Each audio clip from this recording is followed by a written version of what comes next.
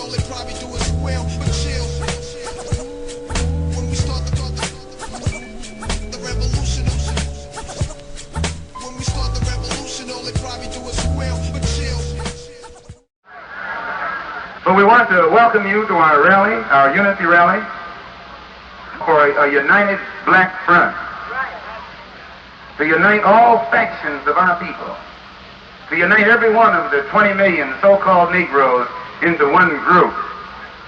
And you'll notice, whenever the white man thinks that we're going to call a rally to knock our own kind, you see him jammed out here. He wants to hear us say something against King or against Bunch or against Farmer, against someone of our own kind. He jams out here.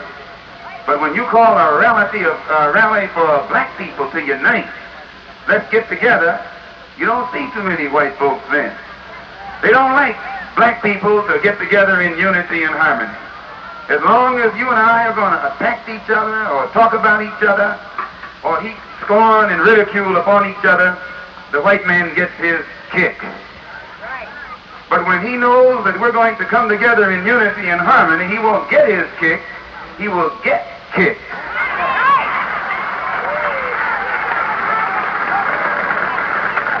When you see you and I getting together, it is because we have begun to realize that we have a common enemy.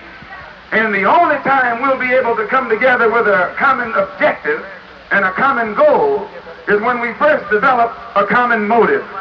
And that motive is best developed by recognizing the common enemy.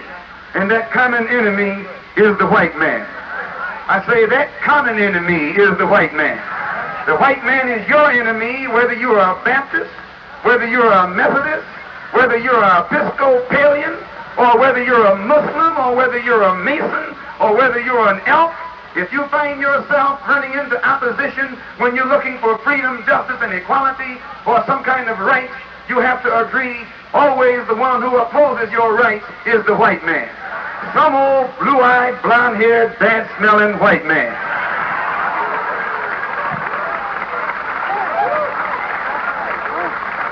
When he puts his club upside your head, he doesn't care whether you're a Baptist, a Methodist, but he does want to know whether or not you're a Muslim. Because he knows if you're a Baptist or a Methodist, you're going to turn the other cheek. You're going to try and love your enemy.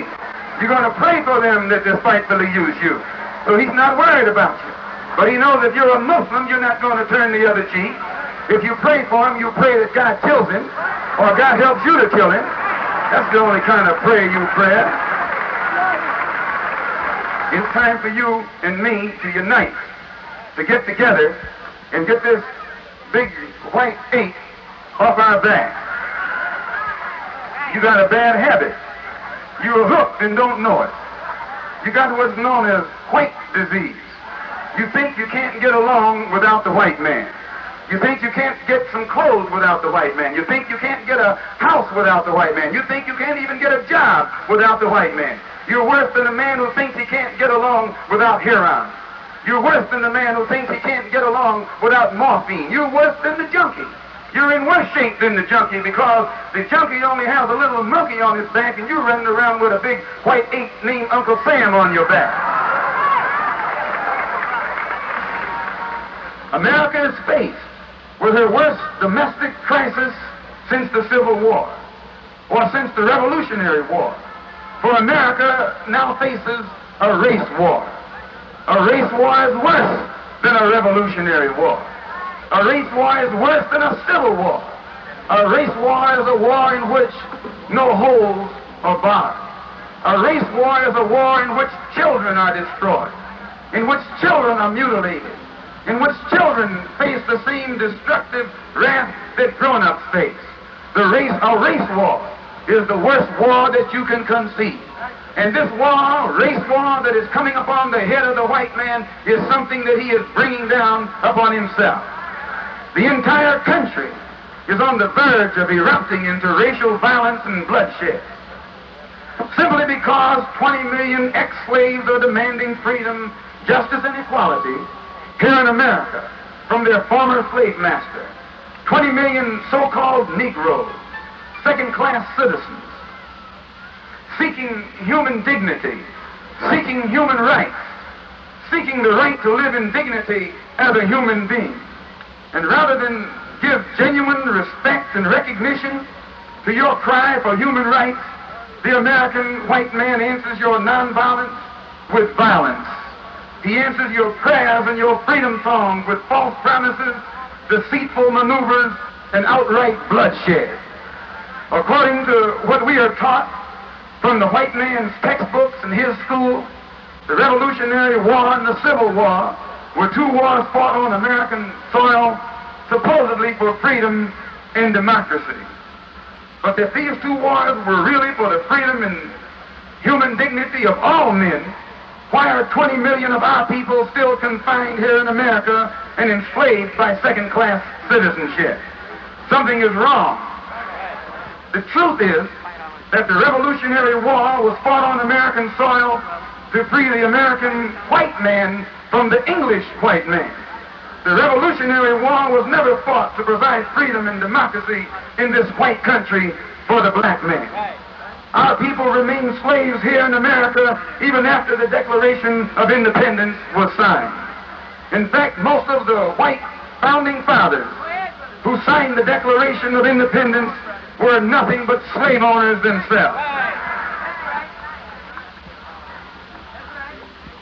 It is sheer hypocrisy, sheer ignorance, sheer insanity for our people here in America to celebrate the 4th of July as Independence Day, while white America still denies us first-class citizenship that goes with an independent people. And it is nothing but hypocrisy for the American white man to pretend that the Revolutionary War was truly a war of independence as long as 20 million black people here in America are denied the privileges of an independent people. Don't let the white man fool you. Don't let the white man smile at you and lull you to sleep. Behind that smile is a vicious heart. Behind those teeth is an animal-like beast who doesn't have it within him to want for you what he wants for himself and his own kind. Don't let that man fool you.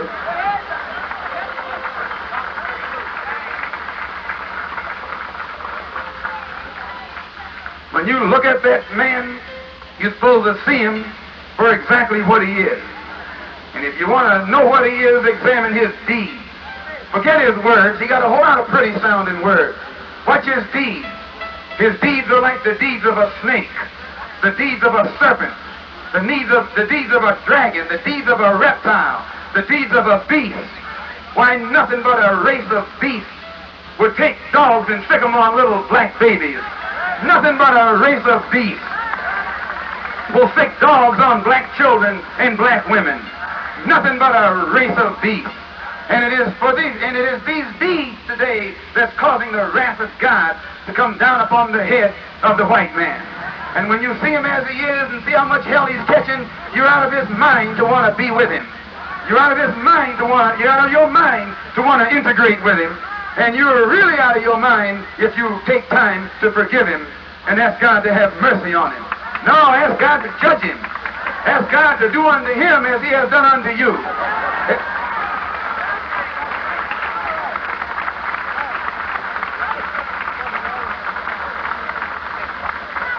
He has caused your babies to suffer. Ask God to heap suffering upon his babies.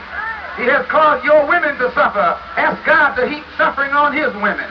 He has caused all of our people to suffer. You can't deny that. You may not like my saying it, but you can't deny it. Why, you got scars and knots on your head from the top of your head to the bottom of your feet. And every one of those scars is evidence against the American white man and his inhumanity to man.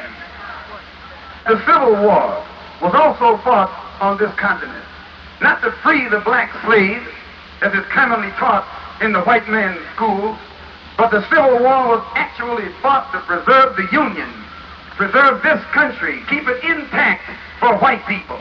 It wasn't fought to set you free. It wasn't fought to give you some kind of emancipation. It wasn't fought to make you a citizen. It wasn't fought to give you civil rights. It wasn't fought because they respected you and loved you as a human being. It was fought out of greed. It was fought out of selfishness. It was fought to keep this country intact for their own white selves. In essence, this only means that the American white man fought the Revolutionary War to get this country for himself. And he then fought the Civil War to keep this country intact for himself. And today, he will now fight a race war to keep from having to share this white country on an equal basis with anyone else but his white self, especially on an equal basis with his 20 million former slaves. So again I ask, where will all of these demonstrations end? And who dares to say that our people are not justified by demonstrating their resentment over the injustice and mistreatment that our people have suffered these 400 years at the hands of this cruel, inhuman American white man? We have nothing to lose but our chains. We have nothing to lose but the hell we experience every day living here in these rat-filled slums. You have to excuse me for being blunt speaking and frank talking.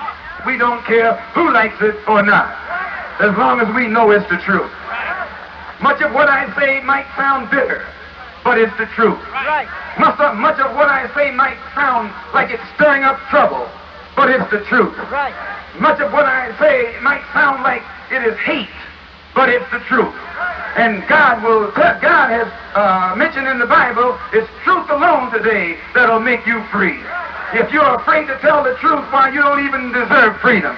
Just tell the truth. The best thing to put the white man to flight is truth. He can't take the truth. He can't stand the truth. He doesn't like the truth, especially when you know the truth about him. The truth about how he got those blue eyes, and the truth about how he got that stringy dog-like hair, and the truth about how his skin became as pale and pallid and sickly as it is. When you know the truth about how he got the way he is, you can run him down the street with nothing but truth. You don't need any blade. You don't need any switchblade. All you need is the truth. They put you in jail for carrying a blade, but they can't put you in jail for telling the truth.